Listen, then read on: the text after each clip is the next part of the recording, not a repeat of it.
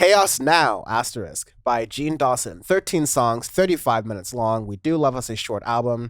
And Gene Dawson is a little bit newer on the scene and quite an interesting sound. I'd say this is his, like, third-ish album. These projects have all been under 40 minutes, so 35 is about right. And this is pretty good, actually. Like, I didn't know what to expect. I like it. I didn't know what to expect coming into it. I was honestly thinking, oh, this is probably going to be like a rap trappy kind of record. But I mean, as the hint gives off with kind of the black boy with the, it looks like a bass guitar, but I think that could easily be a regular guitar either. No, I think it's a Jaguar. Yeah. A Fender Jaguar. Yeah. It is a very rock inspired record, a pretty heavy record too. Yeah, pretty heavy. I would say it's that hard indie. It's that hard like emo indie where you're blending like what's his face? I can't think of although like almost like Lil Peep style, but a lot more thought out than some of his work in the last decade. Not quite a Juice WRLD emo though, because that Juice WRLD would be a little bit too SoundCloud rap like trappy. Yeah, no, this definitely has like some SoundCloud rap like hints here or there, but it's very few in that way. But it's the same kind of energy with it, just bringing it out of more indie and rock tropes than SoundCloud, if that makes sense.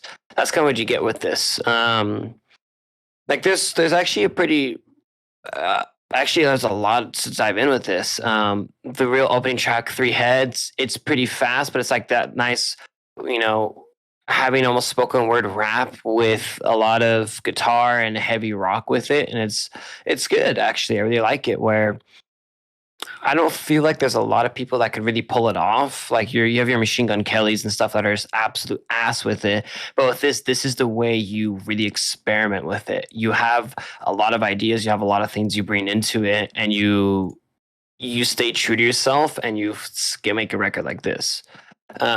Glory is another good track where it kind of slows it down a little bit, and it has a nice drum beat, and then it gets more heavy as you go on with it. It's just as Dan said earlier, with the title of the record, Chaos Now, it's very chaotic. There's a lot of different sounds, a lot of abrupt changes within the tracks, but it's cohesive. It fits well together. It plays out well, even for being as chaotic and avant-garde in the way it is. I actually really enjoyed it.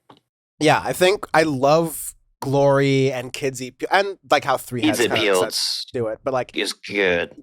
Yeah, I would say I'm going to now use Gene Dawson as I don't like Machine Gun Kelly. This is the closest I can work with you on. It's like, this is honest. Well, this is what Machine Gun Kelly wants to be, but he's not. It's this blending of like emo indie with punk with SoundCloud rapping, and I wouldn't even call some this neo SoundCloud rapping, because this is like the same way that Zach De La Roca and Rage Against the Machine were inspired by hip hop music. Like this is like inspired by musically and rap music. And I think like Gene Dawson is like, less inspired by rap music than maybe Zach De La Roca, just like for a number of different reasons, right? But I would say that this musically is not trying to be SoundCloud rap, because it's not trying to follow trap not at rhythms or tones, really. I mean, maybe a little bit in Kids Eat Pills, but that's what I think is kind of Machine Gun Kelly's fault, is that it's trying too much to capture a pop sound that or like a trap pop sound that he very much is not. Like, I feel like half the time Machine Gun Kelly's trying to do screamo, and then the other half of the time he's trying to be the fourth Migo. Like it's too much of a mismatch for me musically, and it doesn't really work out.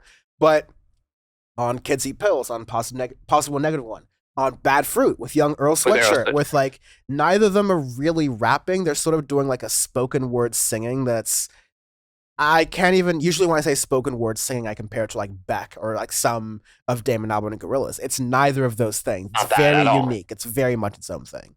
Exactly. And that's what I love about this record, because like there's so many ideas, there's so many different sounds and things that are trying to push music further in that way. Like example, after Bad Fruit, you have Zero Heroes, which is this really nice, like punk inspired rock track that I really like. And with the way that the sounds are and whatnot and how off-putting it is, it's experimenting. It's trying different things and it's hitting it very well. It's filling a void that we have right now of a lot of people are trying to make this sound, but they haven't quite nailed it. And to me, this is the first record that has really nailed this sound. I will figure out you know how we like to invent neopop. I got to figure out a way to say this genre and figure out a way I want to do it. For example, like Screwface, like it's that like sunny like rapping spoken word with a little bit of like screaming in it too. So it's like no one else really makes that sound, or if they try to, it's very tacky. With Gene Dawson, it's not. You could feel the emotion. You like the lyricism, everything. It's unique. It's like it's just good. The production of it too, it doesn't feel cheap. It feels genuine with it, and it's good. Yeah, I was. It scratches a certain itch. It's not music I'm listening to all the time, but it's definitely music I'd be in a mood for and I would go to very quickly. And so this is the great shit. This is the stuff that's like really pushing boundaries and pushing what we think of as music forward. So really major highlight of where would we categorize this even? I'm not calling it rap. It's really hard to call it indie.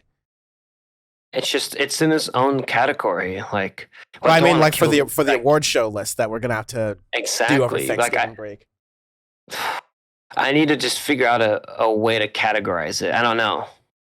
Yeah, but it is definitely worth categorizing and worth considering on your list for sure. Yeah. Arbitrary scales this week. Arbitrary scales every week on Audioface because our review is our review, and why give it a normal ranking system to make it easier for you to figure out when we just explain it for you. This week it is 2000s rapper political write-ins, and you have any suggestions? Miss Lauryn Hill. Ooh. I could give going in for the big guns. I'm gonna give this Lil Wayne because 2000s Lil Wayne. 2000s Lil Wayne could have run for president. Was just like definitely could have run for president. 2000s Lil Wayne would have caused Bill Clinton to use the N-word, thereby eliminating Hillary Clinton out of the office, and then or out of the presidential run. And then he probably would have caused Barack Obama to use the N-word, which would have made him lose by default as well. Hard R for Obama. That's just how he is.